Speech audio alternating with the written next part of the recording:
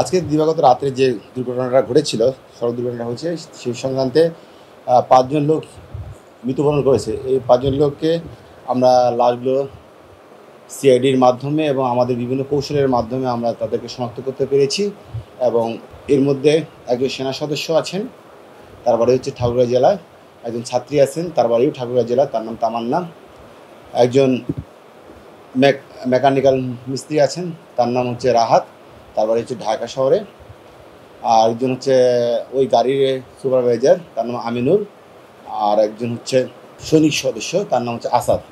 তাদের লাশ শনাক্ত করতে পেরেছি এবং পরিবারের কাছে আমরা পর্যায়ক্রমে হস্তান্তর করতেছি বিধি মোতাবেক, আইনসঙ্গতভাবে।